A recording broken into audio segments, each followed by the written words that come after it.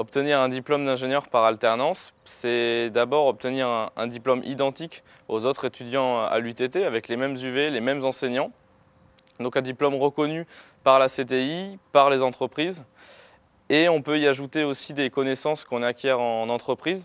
Donc pour ma part, ça va être tout ce qui concerne la galvanisation, donc le process dans son ensemble, ainsi que toutes les caractéristiques qu'on peut y trouver. Je vais pouvoir ajouter cette expérience sur mon CV, ce qui tout de suite constitue un atout dans le cas où j'aimerais continuer sur cette voie. Effectuer un diplôme d'ingénieur par apprentissage au sein de l'UTT est un véritable atout, étant donné que nous avons 3 ans d'expérience professionnelle que nous pouvons faire valoir et qui sont reconnus, ce qui nous donne tous les avantages d'un salarié.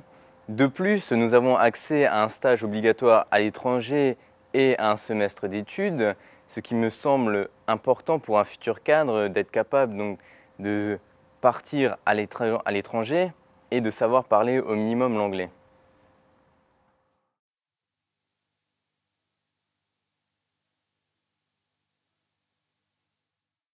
Pour réussir la formation par alternance, il faut être capable de s'adapter à 2 rythmes différents. On a d'une part la vie en entreprise et d'autre part la vie à l'école qui peut parfois s'avérer plutôt chargée.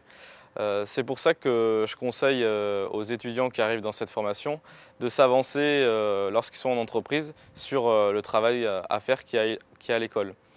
Comme ça, on allège, on va dire, les semaines à l'école et elles passent quand même assez vite. On a des emplois du temps assez chargés, ce qui fait que s'avancer peut être un bon atout pour réussir.